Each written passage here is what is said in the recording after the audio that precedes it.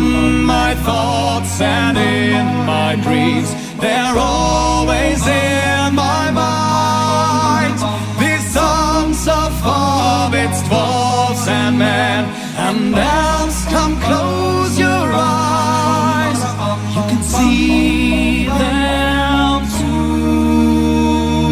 too. The last thing I want to talk about in my exploration of cyberpunk, and you'll like this, is there is a very, very cool variant to Cyberpunk that I've only played once, but it was one of the most awesome games I've ever played. And even this is kind of fringe among Cyberpunk fans. I don't think many people know about this from Shadowrun, and maybe it's kind of hinted at because there's this thing called it's called Bug City in Shadowrun. Essentially, there's shamans who revere animals as totems. So there's like a wolf totem. There's everything like that. There's hawk totems and things like that. So they're essentially like Native American spirit guides. So you have those as shamans, but there's also bad shamans, and those shamans are kind of the spirit guides of like carrion and decaying things, like scavengers, and the big one is bugs. So there's like almost like alien bug beings they're essentially the corrupt shamans. And so these bugs are like these huge, almost like a Klendathu from Starship Troopers type bugs, only they're like spiritual as well. And so their entire mission is to create this giant race of bugs and overrun the earth with their shit. So there's this thing called Bug City, which is essentially like a city that's been completely just consumed by this bug threat. This is a little like that, and yet nothing like it. So this really cool thing that I want to talk about in Cyberpunk that nobody plays is Cthulhupunk. It's Cyberpunk crossed with Call of Cthulhu. And I know some of you just fucking filled the cup right there. So, like, it's like two of the most awesome things ever thrown in a blender. And I don't know if any other games have done this. This is GURPS. If you don't know GURPS, it's a point-buy system called Generic Universal Roleplay. So you've got your Cyberpunk shit, and you've got your Cthulhu shit, and so you've got this, in the future, you've got fucking Cthulhu. So now you've got this thing it's kind of awesome where, Call of Cthulhu is almost exclusively set in time periods where like the 1890s or the 1920s, where the most badass firearms you've got are owned by are like rifles from the military, and those are like single shot, like those like World War I or World War II era kind of rifles. Those are the best you've got. 1890, you got like fucking Derringers and shit like that. So you've got nothing that can really oppose Cthulhuid threats. Even in the 1990s. The third setting, the one that's modern in terms of Call of Cthulhu, you have handguns and you have rifles, but the thing is, bullets don't do shit to, mythos enemies. So even that, I mean, they do stuff, but they do little, but still, if you're shooting a 9mm at some Chthonian or whatever, it won't even feel it. So it's not until you're talking like the cyberpunk future where now you've got this cool shit. It's almost like Army of Darkness to a degree, where now you have guys with chainsaw arms, and you're like, well, we never tried attacking a deep one with a chainsaw arm before. That's groovy. So you've got now you've got characters who are ridiculously heavily armed just by the nature of what they do, and it's cyberpunk, so it's basically like everything in the kitchen sink is fair game. So, in this case, you legit have guys with, not miniguns, but just about as close to miniguns as you can get. You got dudes with fucking hand cannons, rocket launchers, grenades. You've got essentially, like, paramilitary motherfuckers with cybernetic things, and, guys who are superhumanly fast and tough and bulletproof, and with diamond hard, laser sharp katanas, stuff that you've never seen oppose Cthulhu stuff before. And now you're thinking like, wow, maybe we've got a shot, because it's just peanut butter and chocolate. It goes so well together, and it's just so cool to consider. Like, what if we were like, how everyone was kind of munchkining out. Like, oh, my character would totally carry a gun. He's a professor, and he collects antiques, and so he totally has guns. Yeah. No, in this case, like, You've got guns. You can have all the guns you want. It's fucking cyberpunk. Everyone's got guns. You're gonna need bigger guns, and you're like, fuck, you're gonna have bigger guns. So in this case, you've got Call of Cthulhu, where fuck, everything's good. It's all good. You know, it's the same threats, but now you can have whatever you want. Now, question is, does it do any good? And that's the fun of Cthulhupunk. Is how good is it? You've also got characters who are, you know, when you're talking like mythos threats, you know, in 1890 or 1920, people were not nearly as well equipped to deal with the funky shit. You know, like if they saw someone get their face peeled off by a deep one, or get their head fucking chomped on, or someone get melted or flash fried where they stood, or, you know, some pile of dead bodies or something horrible. In the 1890s, you never saw that shit before. You'd fucking pass out. You'd throw up all over yourself. You'd go crazy. You'd never forget shit like that. 1920, same thing. Unless you were in the war, you know, you'd never see... Even the sight of a dead body calls for a sanity check, you know. I mean, I guess you've seen a lot of people have seen dead bodies, but like horribly mutilated people, or even scenes of like great violence, or just really disturbing things would cause people to go insane. Now the question is, like in the cyberpunk future, you know, a lot of people, you could easily argue that today, or even, you know, in the future, you're incredibly desensitized to violence. For fuck's sake, you know, it's common for guys to carry around fucking katanas and cut people in half. They do that every day. It's the dark future and shit like that. So, you know, so what kind of effects does this have on people's sanity when, I mean, sure, it's disturbing. It's frightening to see somebody injured or killed. But honestly, like, you've got stuff, it's really hard to show somebody stuff they haven't seen before. Although, Cthulhu shit is legit stuff they've never seen before. So it's weird, it's alien, it's disturbing, certainly. But, it's the characters are at once very well equipped mentally, at least more than any other time period, to kind of deal with this stuff. And really, in this case, even over more than today, when you've got dudes who can casually pop off their arms and replace them with new ones, or can see through walls just by kind of like ticking their head and like focusing with their eyes, or who can shoot people from 3 miles away with their fucking, you know, space age sniper rifle. There's not a lot that surprises people anymore. Like, they may not have expected something, but like, I think in that kind of future, they're a lot more willing to just kind of roll with what they see and accept things. Shadowrun especially, like if you're doing this shit in Shadowrun, hell, honestly, I've never seen it combined with Shadowrun, but there's stuff just like the whole Bug City thing probably wouldn't be that out of place. But that's why I like it in terms of Cyberpunk, because Cyberpunk doesn't have magic. You know, it's very clear that it's just technology that leads from this point. And honestly, I'm pretty sure that this version of Cyberpunk, yeah, it has nothing to do with the Cyberpunk game I just showed you. But it's the same type of thing, at least in the sense that it's just technology. You could include other books with this because it's GURPS, and GURPS is meant to be modular like that. But in this case, it's just technology. It's just cybernetics. So I like, with magic, it loses a lot of its specialness. With Cyberpunk, you have this really weird alien thing that nobody has seen before. So while at once Cyberpunk characters are a lot more accepting of things they don't know and understand, you've still got this really alien, bizarre thing coming after them. So it's really cool.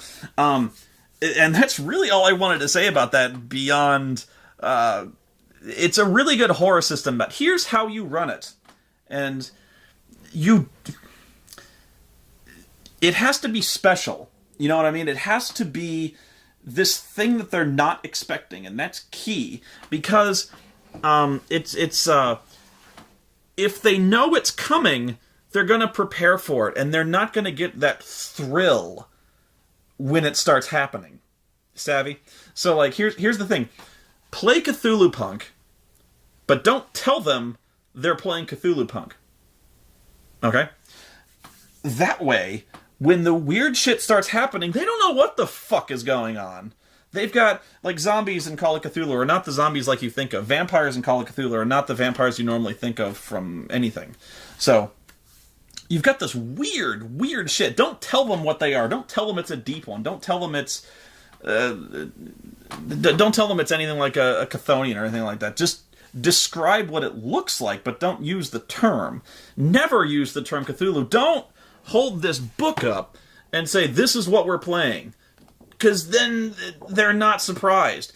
This has to be something startling and shocking and surprising. I mean, they're better equipped for it, but they can't have... You don't want them to specifically prepare for this. It has to take them at least initially off guard.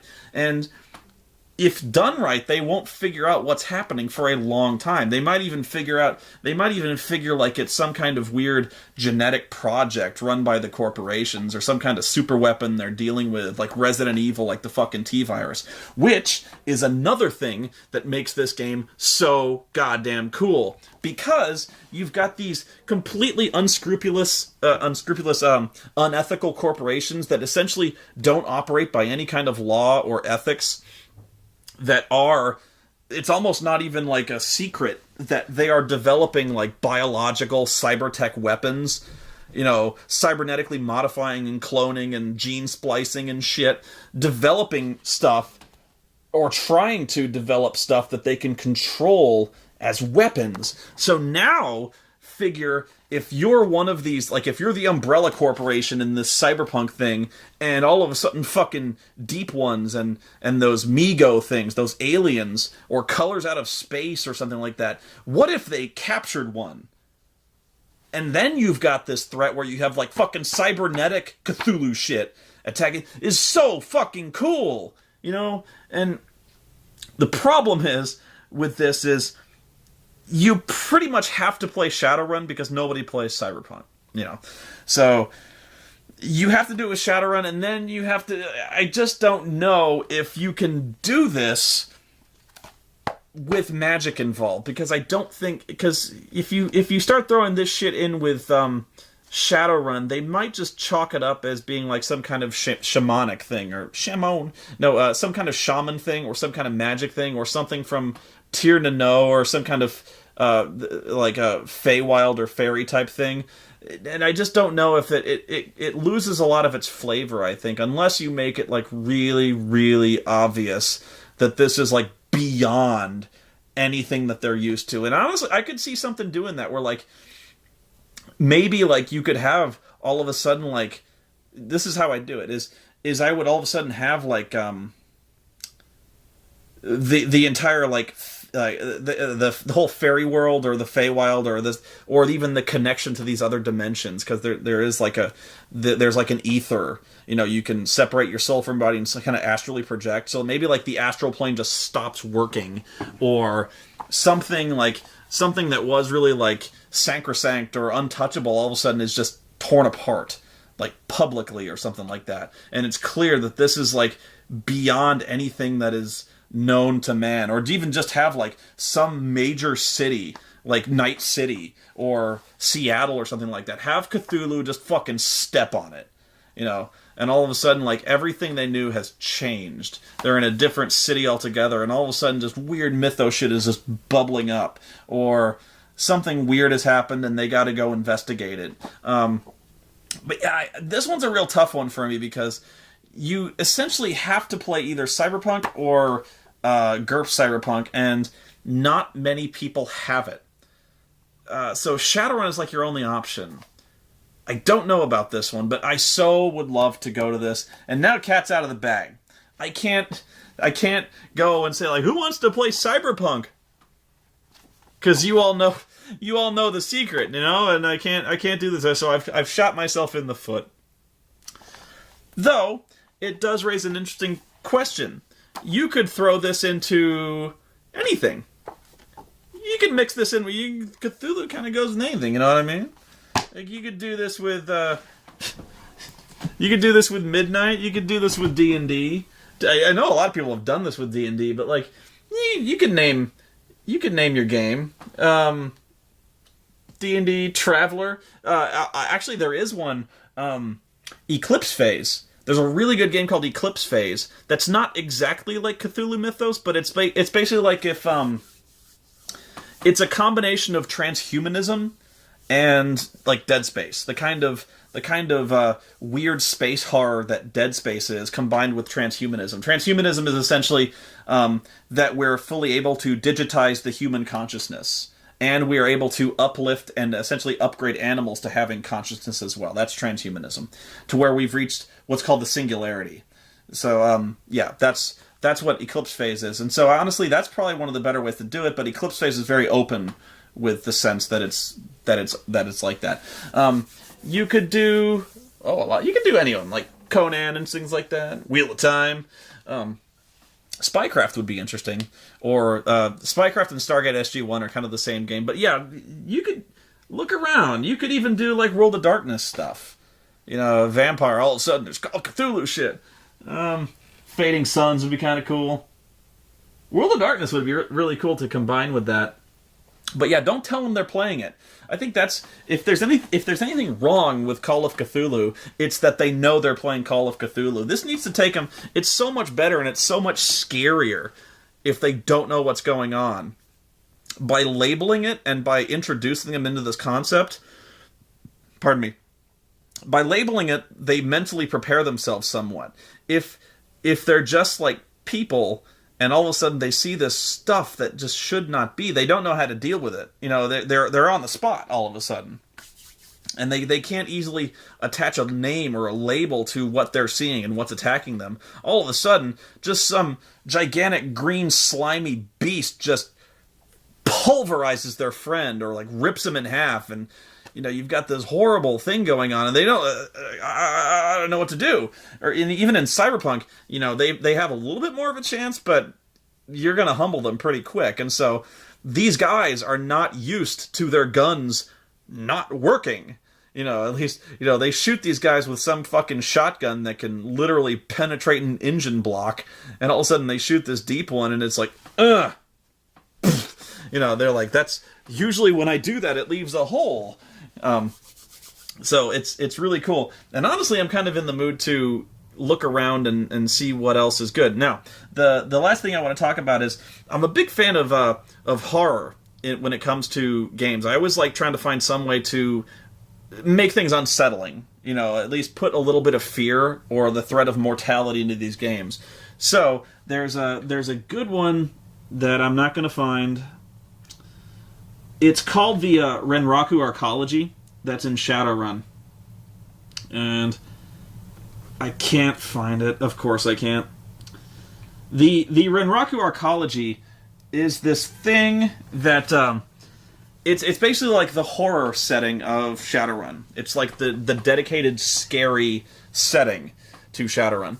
Meaning, you've got essentially like this arcology, which is like a self-contained, I don't want to say city, but it's basically a city. It's like a biodome, you know, like so it's got everything. You live in this thing, everything that it's self-sustaining. It's this dome city.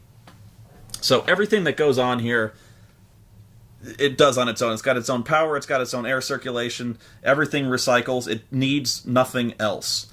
So it's run by this company called the Renraku Corporation, Japanese corporation. So everyone who works there kind of works in this dome. There's also like shopping malls. So it's a huge, it's a shopping district. It's got every single thing a city has contained. Okay, I know it's important I establish this. I've said it all, but okay. So as soon as I say it, you're going to know where this is going. In fact, you probably figured it out. Of course, this entire thing is administrated by an artificial intelligence, and you already know where this is going. But it's still very good. And I don't think it starts off as an AI. It starts off as an expert system, which is different. It's a system that can make its own decisions, but something happens that gives it intelligence. Okay. So what happens is all of a sudden one day the doors close. And we're not just talking like steel doors. We're talking like this thing is meant to be able to be sealed off. I think it's even meant to be able to withstand nuclear blasts. And now that I think about it, it's not a dome. It's like a gigantic like city-sized pyramid. You know, it's like this big armored fuck-off pyramid that's is meant to withstand a nuclear war, which is part of the reason they built it. So, like, in case the next war breaks out, they'll still be around. They'll still have their own little economy, and so that's what it is. And so all of a sudden the doors shut off. And by doors, I mean like 60 meters thick of steel plate. And so this is right in the middle of a city, by the way. So all of a sudden, all radio communications go quiet. Everything goes dark. Nothing comes out, nothing goes in. The traffic stops working. GPS doesn't pick it. In fact, there's like radiation and not radiation, but like interference. Nothing can get in. Nobody can see anything in. The police can't see. The outside surveillance. Nothing. You know. Phone calls cut off right in the middle of the conversation. Maybe they heard something like just as it was cutting off, like screaming or something, but bam, done. So everything is blacked out on the outside. Nobody knows what's going on. And so that's not for lack of trying, but they can't figure it out. So the question is, the fuck is going on in there? And so that's the secret. And it's no secret that basically there's an AI loose in there that it's doing something to them. You know, the people in there. So what it is basically like if you ever played the game System Shock, it's like System Shock in Shadowrun, you know. So it's basically that's what it is, and really I think it's kind of left up to the DM what's going on in there, because you know the book is like kind of like a little adventure path, but it's so easily modified for whatever you want to do. It doesn't even need to be the AI. Maybe something else happened. Maybe like the T virus got out. You know, you got zombies in there and shit, or something happened. And it'd be anything you want. But it's scary, you know, because you've got this unknown situation you're going into, and you've got these guys who are essentially beyond help. So maybe they find a way in. But they have somebody, like maybe the city hires them to go in and do recon or something like that. But then they find a way in, but all of a sudden, like as soon as they get in, they're detected and the way is sealed off immediately, and they have to go into hiding. So now they're beyond help, they're beyond supplies, they're stuck here. They have to scavenge, they have to fight their way out, and everything is very paranoid. Maybe there's a virus loose, or like I think the way the book handles it is like the Borg are kind of loose in there, because now they can infect people, and it's System Shock. But it can be anything you want. That's the key. So the book itself is very cool. Oh God, what is it called? I had it. Oh shit, it was right in front. Renraku Arcology Shutdown. So yeah, there's all sorts of like really weird threats that they've never dealt with before. Really weird animals, cybernetically modified people, very horrific, very interesting. And there's little drones that fly in and can infect you with their Borg shit. They're called bees. Bees. My God. Yeah, so that's what you're dealing with here. So it's got this whole thing, and what I really like about this, and what Shadowrun really started to do well. In fact, I would love to know if there was any kind of like there's a meta plot that kind of stretches through these various supplementary books, and there's a lot. So even like the catalog books and the cybertech books that go on and on about just crunch stuff like guns and cybertech. Along the bottom of these pages, there's little excerpts that are message board posts, if you follow me. So there'll be like anything from 1 to like 6 message board posts of various people on the internet arguing with each other or talking about the gun in question or the squirt guns or something like. So like under the squirt gun there'll be like 3 message board posts like, seriously, a squirt gun? Who's going to use this? Yeah, but what if you loaded those guns with something, Fragger? And so like there'll be a little flame war down here. And so eventually this kind of turned into a meta plot where you started to know these characters. So there'd be like this guy I think named Captain Chaos and stuff like that. To where you kind of knew who Captain Chaos was, or at least you knew his style. So you had like these, like a dozen or even more than a dozen characters who you actually started to learn their personalities and what they were thinking and what their general behavior was like. And especially so you started to learn stuff about them, and some of them never talk about what they do, and they have like secret identities, so they're kind of hiding behind their internet monikers. So, Captain Chaos might be someone that eventually you find out his identity and you're like, oh my God, So what's big is that this metaplot I think comes to a head in Renraku Arcology, because on so many of these pages, this entire the shutdown incident, the backstory for it, it is almost all of the story of this is told from the perspective of like corporate meeting transcripts and these message board posts. So almost the entire shutdown is not just, it's not necessarily just outlined for you in stale text. What it does do is it essentially, Captain Chaos, Cinder, Dodger, Fast Jacked, Megara, Neon Wraith, Peregrine, Ronan, and Syzygy. So, like, I even recognize these names now, like Fast Jack, Dodger, Captain Chaos are like the 3 ones I remember most. So, yeah, you learn their personalities. Fast Jack is one of the main guys. So, there's you follow essentially the entire shutdown, and not quite in real time, but you follow it as it happens according to these message board posts, or in this case they're in a chat room, and so you follow this entire incident like as it happens in this chat room. So you're reading the chat log, and this whole time you've got this group of like hackers and internet dorks who don't know what's going on, but they're watching the news and they're speculating and they're trying to figure it out. And some of them are really good deckers. And so some of them are actually hacking like the police or the media, or they're even trying to get into the arcology systems themselves, because they may not have all shut down. And so as this is happening, you're learning more and more, and it's really scary because you don't know what's going on as you read this. It's one of the more successful literary styles or approaches to this I've ever seen. And what happens all of a sudden is that in the chat room, some weird people start coming into the chat room, as in the chat room is locked, but people are getting in. You know, like, so there's no more people. This is kind of like their private chat room. People start breaking in, and they're like, oh, some hacker just managed to bypass our firewall, so the one guy gets kicked. But more people start getting in, and they start posting, like, really strange things, like, either, like, random chaotic strings of text or weird biblical passages, and they're named like angels or something like that. So like a bunch of people enter in with the names of angels, or they're just called unidentified intruder. So they start posting like garbled shit, or they just start quoting things that nobody knows where it comes from. So, and then all of a sudden some of the people in the chat room start disconnecting. It says, like, Azrael has been disconnected, Neon Wraith has been disconnected, and sometimes they come back, they're like, that was weird, what the fuck happened? The power just went out in my house. Like, I'm on my phone right now because my power's out, and then all of a sudden he disconnects again, and he doesn't come back.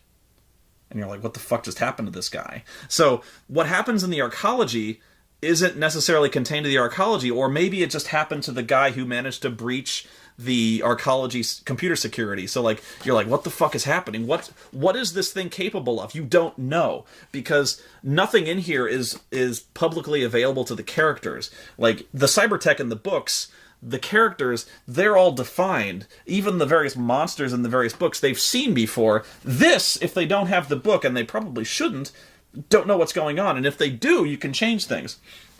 So it's this big unknown, and the unknown, I'm big on that, because if it's statted, they'll kill it. If it's statted, they'll find a way to kill it. These things are statted here, but it's contained.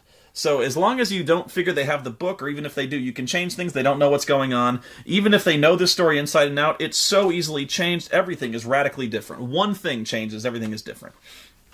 But yeah, I love this, I love the way this is done with the transcripts and the chat logs, because the characters are interesting, and when they vanish, like when they disconnect, or, you know, they start arguing and weird things are happening, which doesn't normally happen in a chat room, obviously. It's really unsettling, even if, like, maybe in some cases it was just some asshole who did hack in and is saying stupid shit, but then things start happening that it's clear that it's probably not. And so if this was happening to you, you can kind of, this is something you can read and kind of project yourself into this chat room, so to speak. So, like, you'd be reading this, like, what if I was just watching this chat go by? This would be fucking freaky. Because all of a sudden, like, five people join in called unidentified intruder, or, like, you know, unknown name, and then, like, half the people get disconnected, and you're like, what the fuck? So this is really well done. So if you know, really, I want to know, if anyone knows if there's like a book or a novel even, I doubt there's a novel, but like if this meta plot ever really kind of gets developed, I would love to see that. If I don't know what form this would take. This is probably the purest form, literary wise, of the message board jockeys kind of doing this thing. And I know for a fact at least one of them dies in this, because you actually like hear him die, or read the other characters hear him die and you read it, whatever. So yeah, I think Cyberpunk and Shadowrun and stuff there's a lot of potential for horror, either like alien horror or Cronenbergian body horror. If you've never seen a Cronenberg movie, watch Scanners, watch Shivers, watch Videodrome, and you'll see how easily that could apply to Cyberpunk, Shadowrun, that sort of thing, because it's literally body modification to the extreme. You are modifying your body to ways that were not even imagined a few years ago in storyline. So you're capable of basically taking your brain out. In some cases, they're called full cyborg replacement. Taking your brain out and putting it in a robot, and you can do this. And so it's fucking. You can cut your arm off and replace it with not even like something that looks like an arm. You could just replace it with like some fucking gun, or you can replace your eyes. You can do anything. If you want a fucking chainsaw for a dick, that's in Cyberpunk you wouldn't be specifically outlined, but if you talk to your DM, you'd be like, really, you want to? You're like, okay, this is what it costs. Because seriously, you've seen today.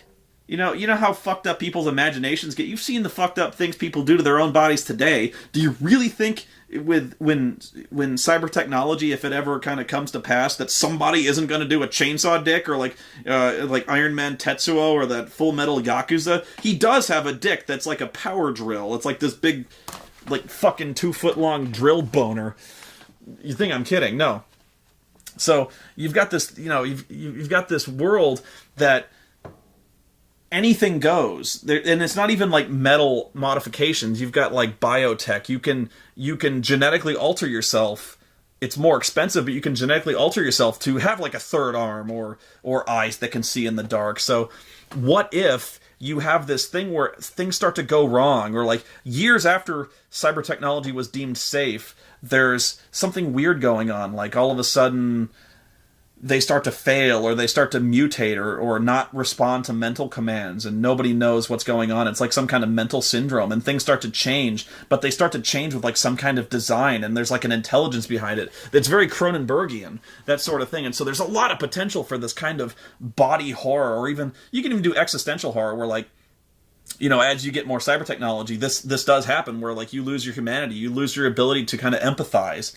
And that's coded into the books, is the lack of ability to empathize. It's so cool that way. But I think the potential for horror is criminally untapped in these games. It all kind of boils down to, most of the time, I think people just only think of it as kind of a pure action game, and it's very good at that. And it's almost based, like the combat is almost entirely based around fighting people with really cool weapons and really cool technology. But there's also this potential for a lot of things going wrong, and a lot of people, with this technology, increases the potential for a lot of destruction and even emotional distress. Because now when you consider characters who have these safeguards or cybernetic replacements, or even like neural implants that do certain things, if you ever saw Strange Days, this isn't cybertech, but they have this ability that can interfere.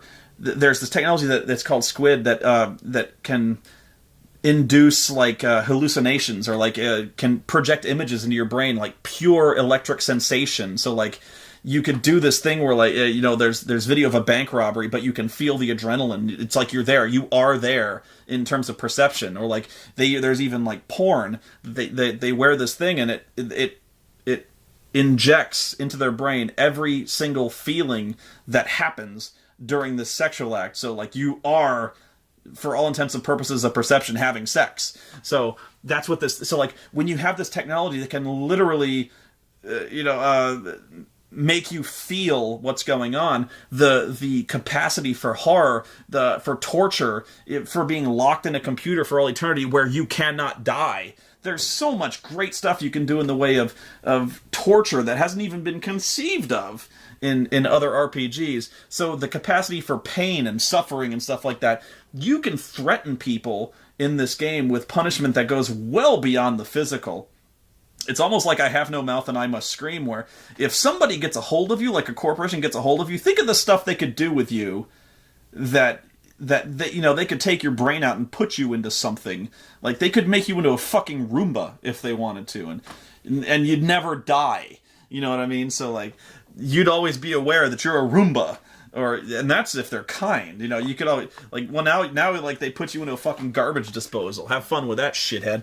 So, I think that's one thing I really wanted to carry across is, 1, Cthulhupunk is awesome. 2, never tell them they're playing a horror game until it's too late. And then 3, think of ways that, like, the unknown is always very, very cool in RPGs. And it doesn't even have to be scary. Throw them stuff that at least is not in their books, and you don't even need to go out of your way to, like, invent new things. Like, you can take existing monsters out of books and just... You can use that template, but just call them something else. Have them look a different way. Like, so if you have some kind of hellhound, like, take that for, like, a fiery hellhound. You can take that template and just, like, have those same stats put into something else. But now they don't know how to deal with it. Like, so like, you can have, I'm sure this is done, like, an ice hound, but you can get weird with that.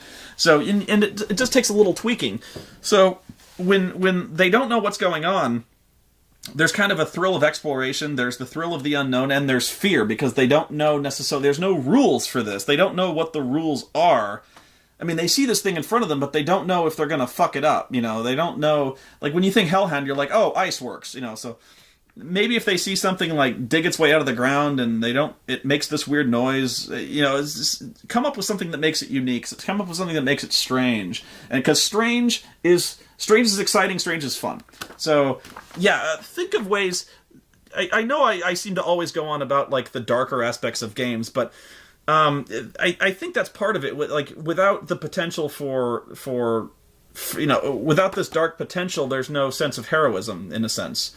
So when you're talking about new ways they could suffer, or, like, strange ways they could die, or something like that, things they don't know what would happen to them if they got caught or killed by these things, there is, like, physical death almost has no stigma to it attached. I mean, it sucks losing your character, but all of a sudden it's like, oh, I died, it sucks. But if the threat they're faced with goes beyond death, or they don't even know that they're going to die. Like, what if they got captured, or, like, something like that. There's something to that gets the player invested, because it's not just crumpling up your character sheet and throwing it away. I mean, that you'll probably still have to do that, but it puts something else in their minds other than just like, shit, I got stabbed in the heart from a crit. Oh well, dice were unlucky. When it feels like they don't have control, that's where it kind of gets interesting, or at least the situation is not entirely known. So anyway, I'm going over my own stuff, but yeah, Cthulhupunk, great game if you can get away with it.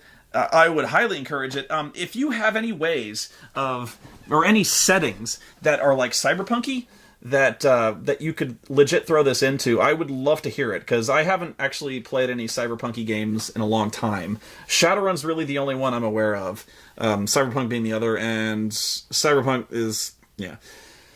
Downside is I can never do Cthulhupunk now, at least not the way I want to do it. But if you have players and they don't watch this series, now would be a good time to bust it out. So you've got this and the DM Secret Weapon. So I've given you 2 things that'll make a really great game. So until next time, have fun and play some cyberpunk shit, because Shadowrun is awesome.